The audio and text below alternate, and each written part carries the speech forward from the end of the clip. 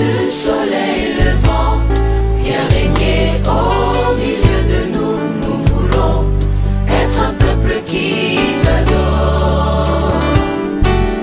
Viens inscrire ton nom dans les annales de la République, Seigneur, pour la paix qui fera lever ta gloire.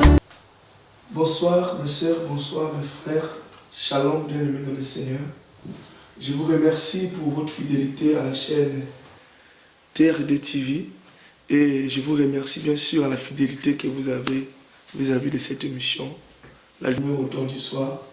Je me présente, je suis le docteur Ghislain de l'église Siloé de Grenoble. Donc je serai avec vous tous les vendredis à partir de 19h pour l'émission La Lumière au temps du soir. Nous voulons un peu parler de notre émission La Lumière au temps du soir. Ça veut dire que nous sommes au temps où les ténèbres sont entrées dans l'évangile, les ténèbres sont entrées dans le message de Jésus-Christ et nous apportons la lumière. Excusez-moi. Comme le Seigneur l'a dit dans le livre de Jean chapitre 1, verset 5, c'est Jean qui le dit. Il dit, la lumière lui, mais les ténèbres ne l'ont pas reconnu. Cette lumière, il s'agissait bien de Jésus-Christ qui est la parole. Ce n'est pas cette lumière que nous avons, car devant cette lumière, les ténèbres ne peuvent pas résister. Mais il s'agit bien de la parole de la révélation qui est venue, mais les ténèbres qui sont dans les cœurs des gens, qui sont dans les âmes des gens, ne l'ont pas reconnu cette parole de révélation. Donc la lumière au temps du soir, ce n'est que la parole révélée que nous allons partager avec le peuple de Dieu. Et cette parole va aider l'Église à avoir le discernement, la perception de l'Évangile et nous préparer pour le royaume des cieux. C'est ça le mobile de notre émission, La Lumière au temps du soir. Alors, pour commencer le thème d'aujourd'hui, nous allons d'abord commencer par la prière. Donc nous allons prier. Seigneur, merci parce que c'est toi qui as permis que nous puissions nous présenter devant ton peuple qui se trouve partout dans le monde. Oh Dieu, la seule chose que je te demande est que ton esprit puisse nous conduire durant cette émission, Seigneur. Partout les gens nous suivent, Seigneur, que ces derniers soient touchés par ta présence, que les malades soient guéris, que ceux qui ne comprennent pas l'Écriture puissent commencer à comprendre les Écritures, Seigneur, au travers de cette émission. Bénis tous ceux qui suivront cette émission. Et Seigneur, bénis aussi cette chaîne de télévision qui nous a servi de plateforme pour que cette émission, cette parole, puisse toucher tes fidèles qui se trouvent partout dans le monde. Par le parfait et puissant de Jésus-Christ, nous avons ainsi prié. Amen. Donc le premier thème de notre émission, nous allons commencer par quelque chose de spécial, qui est la prière. Donc nous allons parler de l'art de la prière. Pourquoi nous commençons par la prière? Parce qu'aujourd'hui, nous remarquons que dans beaucoup d'émissions télévisées, les enfants de Dieu se jettent des pierres, s'accusent de ceci, de cela. Mais il y a une chose que le Seigneur nous a laissée, c'est la prière. Quand nous prions, nous devenons forts. Et la prière est la seule chose que, quand nous la mettons en pratique, l'ennemi ne peut rien faire devant nous. Devant un enfant de Dieu qui prie, l'ennemi est tétanisé. Vous savez, le Seigneur Jésus-Christ, quand il a passé 40 jours et 40 nuits de prière, de jeûne, et quand le tentateur est venu, il lui a présenté une écriture. Il a dit, transforme ces pierres en pain et tu mangeras parce que tu as faim. Le Seigneur lui a dit, il est écrit. L'ennemi a dit aussi, il est écrit. Donc c'était un débat entre il est écrit et il est aussi écrit. Mais à la fin, le Seigneur a utilisé une prière d'autorité. Il a dit, arrière de moi Satan. Et il s'est écarté de la voie du Seigneur.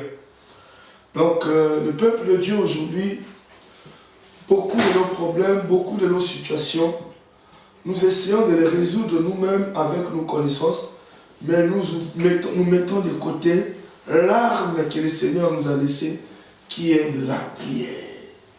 Nous allons parler aujourd'hui de l'art de la prière. Nous allons tirer notre lecture dans le livre de Jacques, au chapitre 5, du verset 16 au verset 18. Je vais lire au nom du Seigneur Jésus-Christ. Jacques 5, 16 à 18.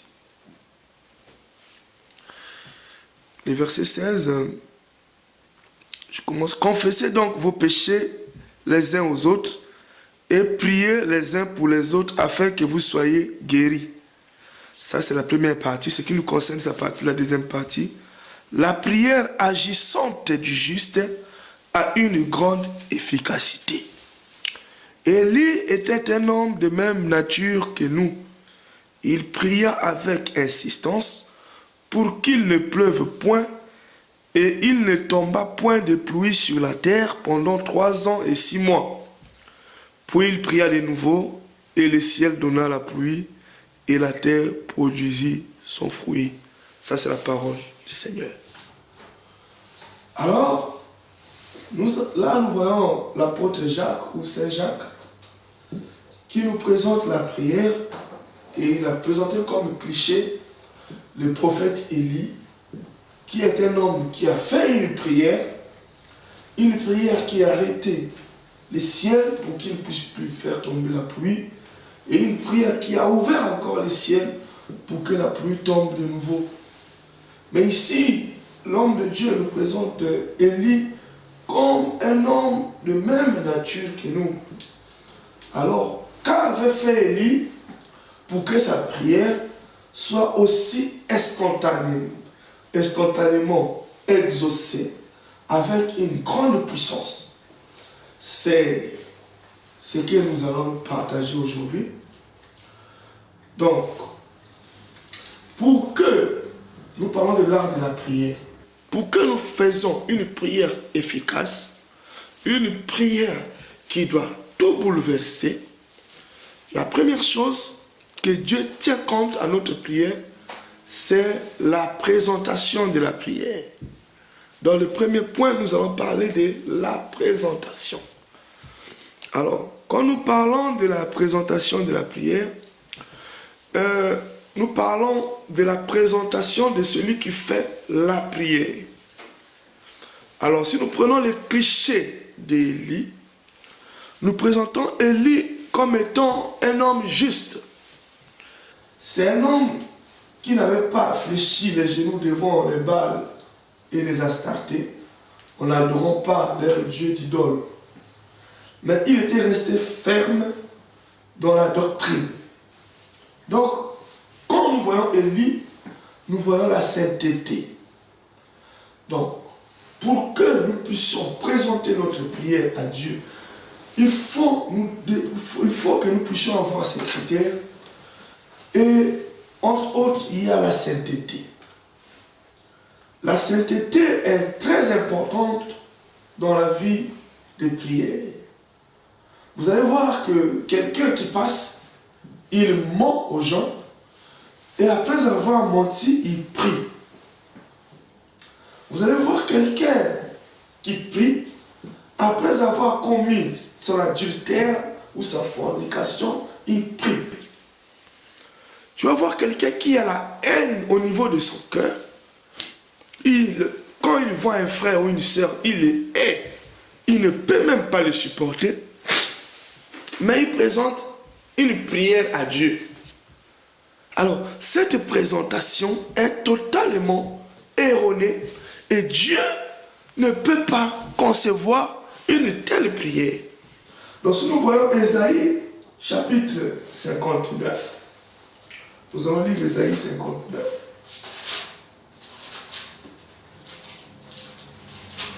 Nous sommes sur la présentation. Le prophète dit, non, la main de l'Éternel n'est pas trop courte pour sauver, ni son oreille trop dure pour entendre. Mais ce sont vos crimes qui mettent une séparation entre vous et votre Dieu. Ce sont vos péchés qui vous cachent sa face et l'empêchent de vous écouter. Voilà la présentation. Donc ça, c'est le prophète Ésaïe qui le dit. Donc avant que tu viennes te présenter à Dieu, faire ta prière, cherche d'abord à réparer. Cherche d'abord à avoir ta propre confiance et que tu saches que Dieu a confiance en toi dans la prière que tu vas faire. Aujourd'hui, l'église, tu vois quelqu'un, même surtout nous les hommes de Dieu, il passe sur la chair, il est en train de mentir, après il pose les mains aux gens. Non, non, ça ne peut pas marcher. Une prière doit être une prière saine. La prière fervente du juste, la Bible dit. Il y a cette précision-là. La prière fervente du juste a une forte efficacité. Donc quand on parle de justice, de juste, on voit celui qui a reçu Jésus, celui qui croit en Jésus et celui qui marche dans la vérité. Donc c'est ça d'abord dans la présentation. Il faut que tu sois dans la vérité pour que ta prière soit puissante et efficace, puisse avoir des capacités de transformer les choses dans ta vie. Mais aujourd'hui, si nous prions, nous crions, les prophètes de Baal ont crié de 6h à midi, leur prière n'était pas exaucée. Ce n'est pas le fait de crier qu'une prière peut être exaucée. Ou bien ce n'est pas le fait de parler fort, de faire des effusions, des gestes, des grimaces. Mais c'est la sainteté. Parce que quand Élie a ouvert sa bouche pour prier, il a dit, Seigneur, j'ai fait toutes les choses selon ton modèle. Parce qu'Élie avait les caractéristiques d'un homme saint. Donc, bien aimé dans le Seigneur, toi qui pries souvent et que dans tes prières, tu vois que les choses que tu pries perdurent, ça ne change pas. Je te demande de changer ta présentation devant Dieu. Présente-toi dans un état de sainteté. Présente-toi dans un état où tu sens qu'il y a la présence de Dieu en toi. Il n'y a pas de petits péchés. Amen. Donc ça, c'était le premier point, c'était sur la présentation. Parce que vous savez, le diable a des zones d'ombre qui étouffent nos prières pour que ces prières puissent aller. Alors, quand ta prière est déjà mal présentée, toi-même tu es mal présenté, donc tu t'identifies déjà avec le diable dans un état de péché. Ta prière ne peut pas traverser ces zones d'ombre. C'est pour cela que le Seigneur Jésus avait dit, Satan ne trouvera rien de lui en moi. Et quand le Seigneur demandait quelque chose, il priait, il avait la réponse instantanée parce qu'il était 3 fois saint. Alléluia. Donc, nous allons passer maintenant au deuxième point. Le deuxième point qui fait que notre prière soit une prière efficace dans l'art de la prière, nous allons parler de l'émotion. Quand aujourd'hui l'Église, le peuple de Dieu, nous prions sans émotion. Quand je parle de l'émotion ici, c'est une expression de l'âme. Je prends un exemple. Par exemple, je suis en train de prier. Par exemple, on me dit qu'il y a un frère qui est malade. Je prie, je dis, Seigneur, guéris le frère intel, il est malade, tout ça. Mais je n'exprime pas une émotion dans ce sujet. Je ne le porte pas à cœur. Vous savez, si quelqu'un, par exemple, a gagné de l'argent, ou on dit que vous avez gagné 10 millions, 1 million, vous exprimez une certaine émotion. Ça exprime la joie. Ou une émotion qui peut exprimer la tristesse. Donc, dans l'état émotif, quand nous prions dans l'émotion, nous prions avec l'âme. c'est l'âme qui est en communication. Si nous voyons dans le livre de Marc, chapitre 7, verset 34, Marc 7, 34,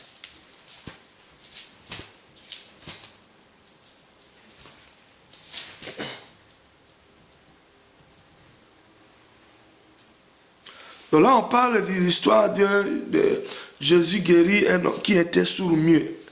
Un enfant sourd-muet.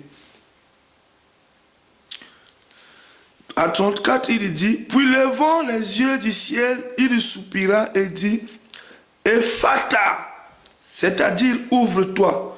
Aussitôt, ses oreilles s'ouvrirent, sa langue se délia et il parla très bien. En fait, pourquoi j'ai pris ce passage? Là, c'est un sourd-muet. Ça veut dire, quand tu pries pour lui, il ne peut pas t'écouter. Mais le Seigneur Jésus-Christ, il a pris ses doigts, il a mis dans les oreilles de ces sourds, et il a pris sa langue, il a mis dans la bouche de ces sourds muets, il a mis sa salive. Il a crié Ephata. Ça veut dire, c'est cri que le Seigneur a donné, c'est émotionnel, ça vient de l'intérieur. Donc, c'est son âme qui s'exprime.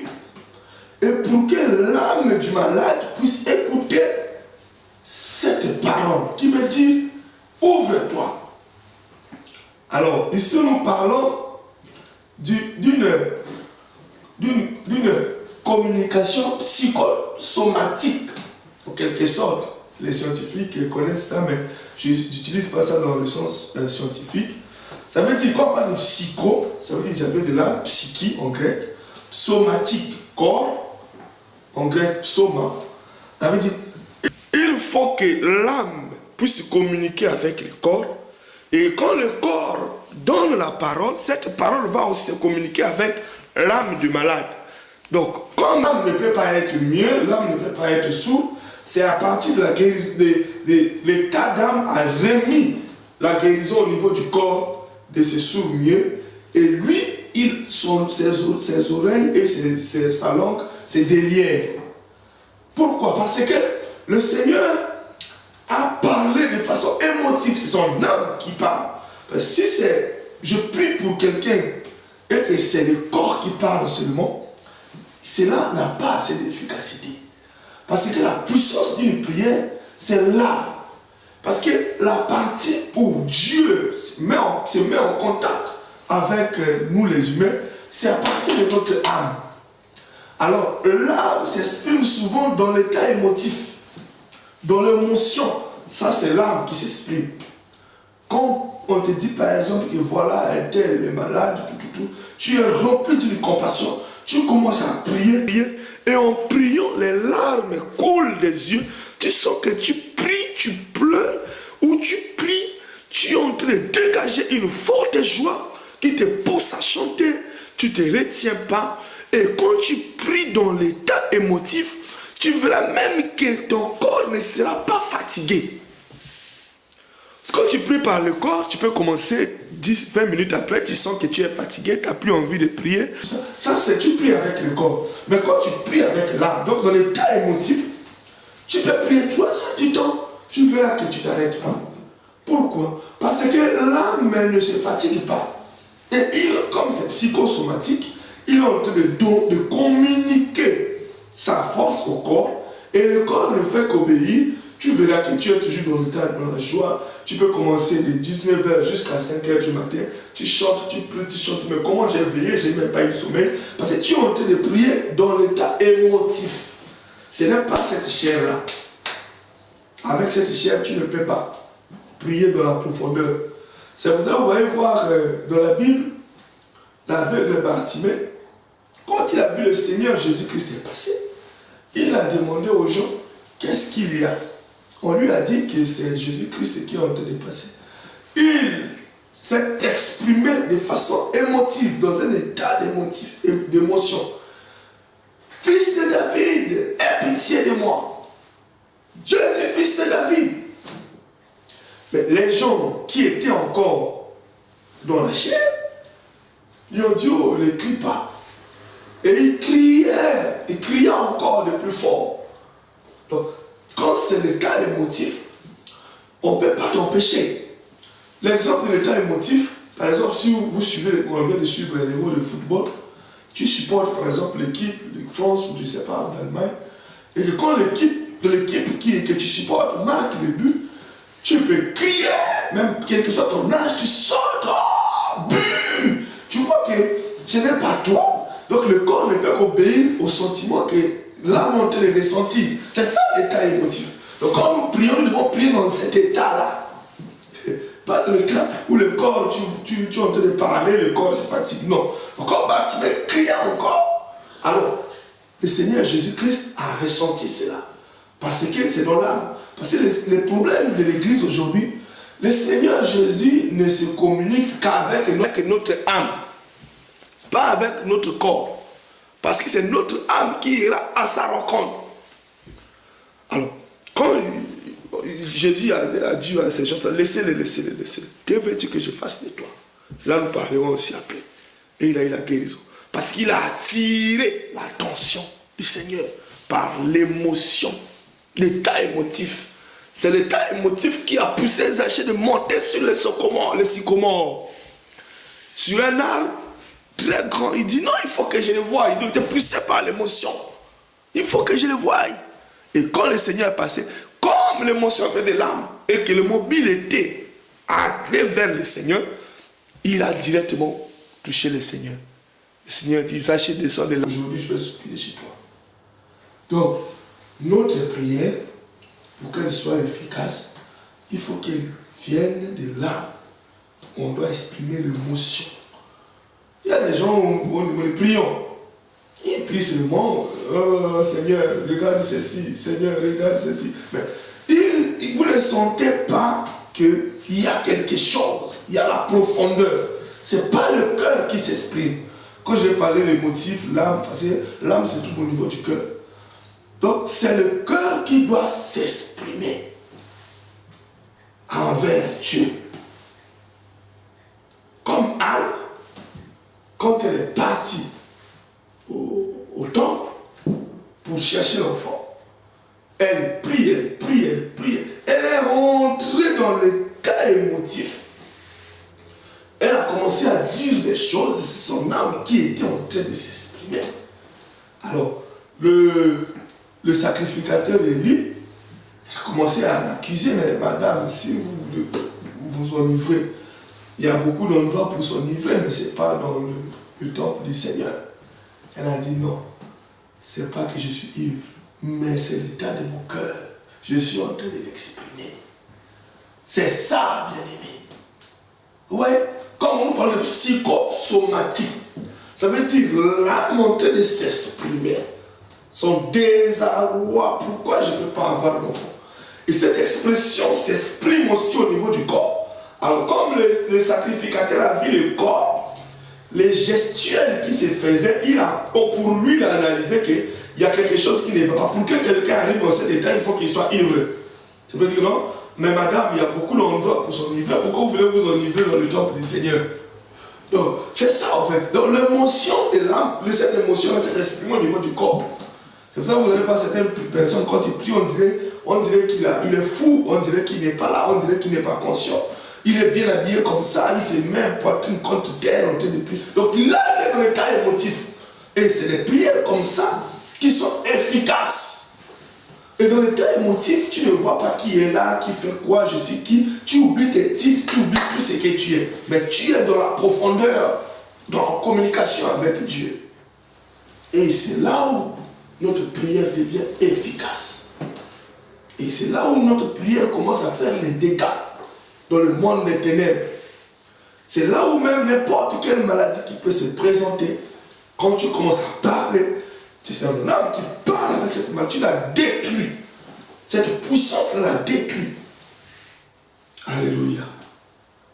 Donc, là, nous étions dans le deuxième point. Le troisième point que nous allons parler, parce que je nous parlerai de 4 points. Le troisième point que nous allons parler de la concentration. La concentration dans la prière. Beaucoup de chrétiens aujourd'hui font des prières formalistes. Donc prier, c'est une habitude. On sait, on parle, on dit comme ça à Dieu, on dit comme ça. Donc dans l'état émotif, ce qui colle avec ça, c'est la concentration. Allez seulement dans les églises, quelqu'un est en train de prier, son téléphone sonne, il regarde son téléphone, il envoie un texto, mais en priant. Tu vois? Non. Quand on parle de la concentration, quand on prie bien aimé, il faut que tu sois totalement concentré dans ta prière. La distraction est entrée dans le milieu de prière. Les gens, c'est pour cela, à l'époque, il y a 20 ans de cela, 25 ans de cela, quand on nous conseillait de prier, on nous demandait de prier en ayant les yeux fermés. C'était pour le mobile de la concentration. Mais aujourd'hui, même en ayant les yeux fermés, les gens sont distraits. Parce que quand il a les yeux fermés, maintenant ses pensées sont en train de voyager. Il pense au travail qu'il a laissé, il n'a pas achevé. Il pense à ce que sa femme ou son mari lui avait dit. Il pense à ses... Donc, il n'est pas concentré. Donc, quand on parle de la concentration ici, c'est bien de fermer les yeux. Là où il y a deux sortes de distractions. Il y a la distraction extérieure. Ça veut dire ce qui se passe tout autour de toi. Tu commences la prière comme ça, l'enfant est en train de pleurer. Tu pries au Seigneur Jésus-Christ. Je te rends grâce, Seigneur. Ouvre les portes pour cette assemblée. Bénis RDTV. Mais tu es en train de bercer ton enfant. Calme-toi, calme-toi. Allez, tu pries.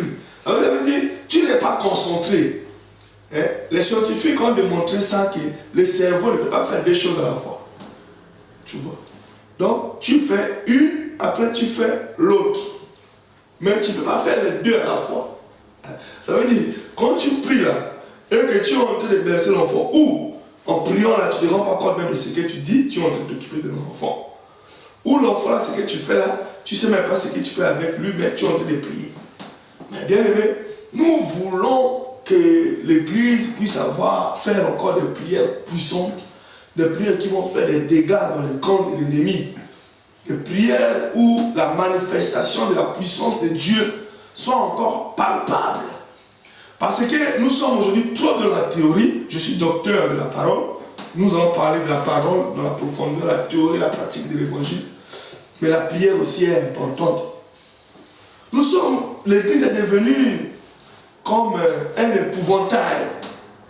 Ça veut dire faire peur aux gens, mais derrière, il n'y a pas de danger. Mais l'Église n'est pas un épouvantail. L'Église, c'est un danger pour Satan, danger pour l'ennemi, danger pour les gens méchants. Mais aujourd'hui, l'Église est devenue un épouvantail. Pourquoi? Parce que nos prières ne sont plus efficaces. Nous avons besoin de prières efficaces.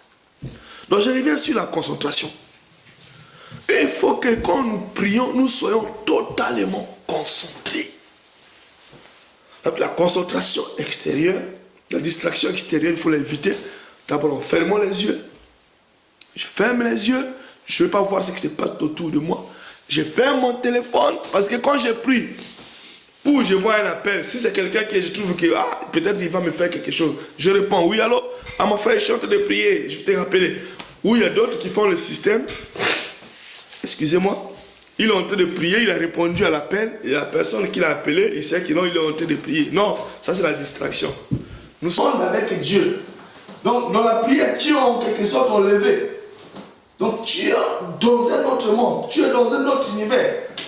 Et tu n'es plus ici. Donc ce qui se passe ici sur la terre, ce n'est plus ton problème. Quand tu pries dans la profondeur, ce qui se passe ici sur la terre, ce n'est plus ton problème. Là, tu es dans la dimension céleste. Alléluia. Donc, tu élimines la distraction extérieure.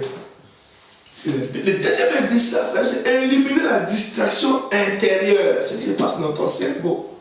Tu peux fermer les yeux. Tu penses à ce que quelqu'un t'avait dit. Tu penses à ce que quelqu'un t'avait promis.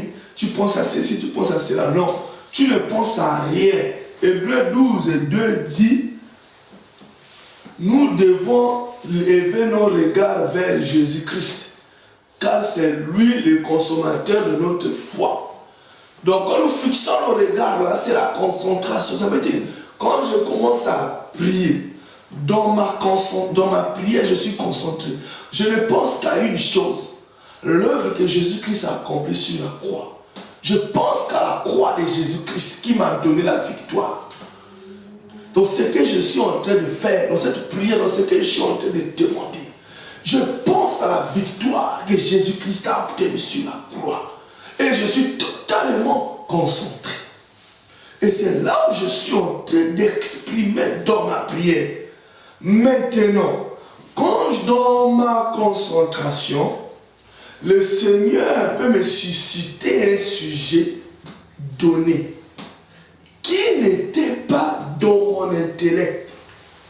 Je veux bien m'exprimer là. Ça veut dire dans mon intellect, si tout ce que j'ai vécu dans la journée, dans la semaine, dans le mois, j'ai une dispute, j'ai une discussion, il y a quelqu'un qui me doit, quelqu'un qui me fait ceci, ça c'est dans mon cerveau. Mais quand j'ai pris, tout cela je dois l'évacuer. Mais en priant, Dieu peut susciter un sujet. Par exemple, un frère qui était entré à l'hôpital que je ne savais même pas. Et dans mon cœur, je sens que le nom de ce frère est en train de passer. Le nom de ce frère, c'est là où le nom de Saint-Esprit est en train de m'orienter dans ma prière. Parce qu'il ne faut pas qu'on fasse des prières mécaniques.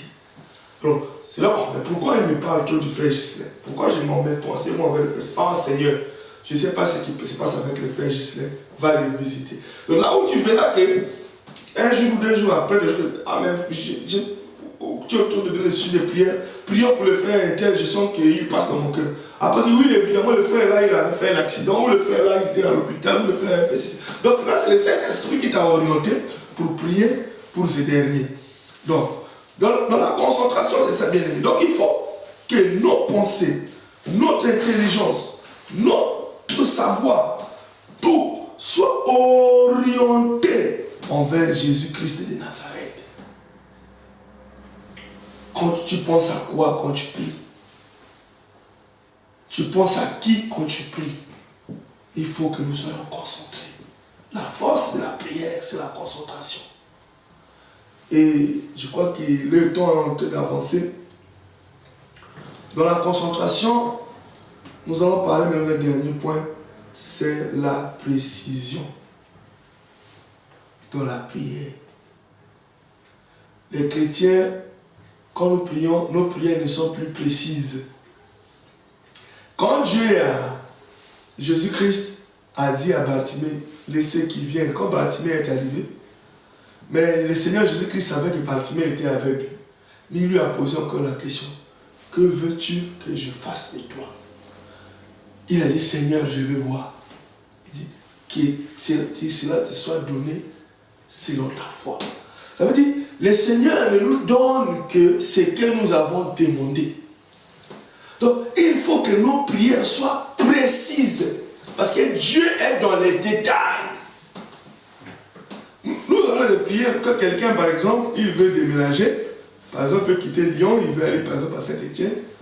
Mais dans sa volonté, il veut déjà déménager. Oh Seigneur, aide-moi, soutiens-moi dans le déménagement, tout. Bon, si tu ne me vois pas à Saint-Étienne, que ta volonté soit faite. Donc, tu as demandé quoi au Seigneur? Ou tu demandes la volonté du Seigneur, Seigneur, voilà, il y a un déménagement qui se présente, mais moi, je ne veux pas partir sans ton avis. Quel est ton avis? Que ta volonté soit faite. Là, tu as demandé la volonté du Seigneur. Mais tu as pris une décision pour faire quelque chose. Tu es en train de demander la chose et tu dis, au cas où ça ne marchera pas, alors Seigneur, que ta volonté soit faite. Donc, tu as déjà demandé quelque chose, tu as demandé aussi son contraire. C'est l'imprécision de la prière. La prière doit être précise. Dieu doit savoir ce que tu veux pour qu'il te le donne.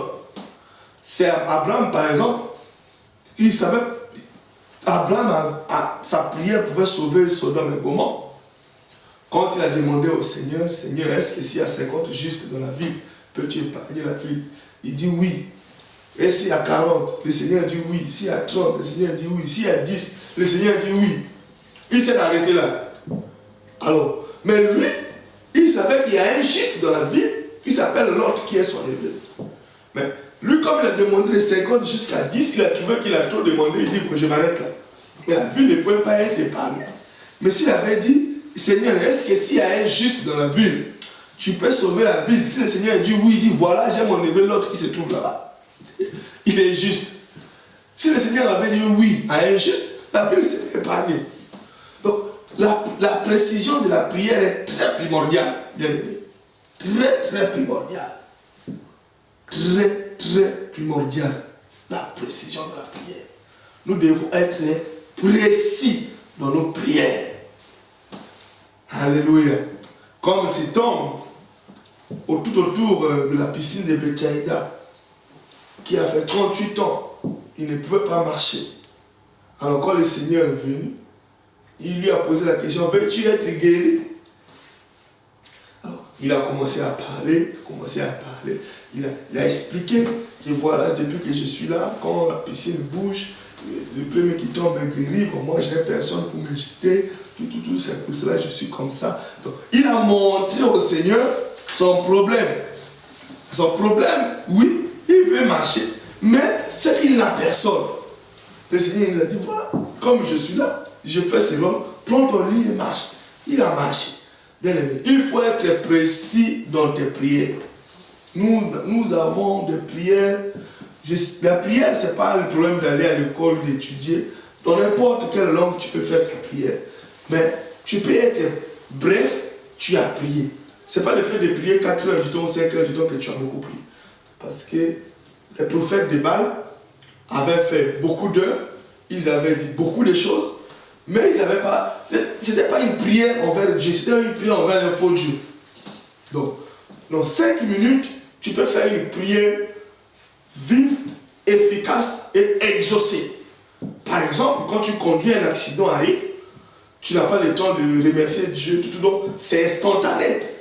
Donc là, il faut, au nom de Jésus-Christ, Seigneur, sauve-moi de cet accident. Je proclame la victoire au nom de Jésus. Donc, il y a l'automatisme de la prière dans un instant. Et surtout dans l'accident, il y a l'état émotif. Toi, tu vois la mort devant, ça s'exprime, et tu verras que tu es sauvé. Donc, la précision de la prière, elle est très importante. Bien-aimé dans le Seigneur, donc, moi, votre bien-aimé, le docteur Gislain, aujourd'hui, je voulais vous parler de l'art de la prière. Donc, l'Église a besoin de la prière, tu as besoin de la prière pour ta famille, pour ta vie, pour ton quotidien, pour tes amis. Mais nous avons parlé de 4 points. J'allais ajouter un 5e point, vu le temps que nous avons, mais je l'ajouterai en bref. C'est l'intérêt de Dieu dans ta prière.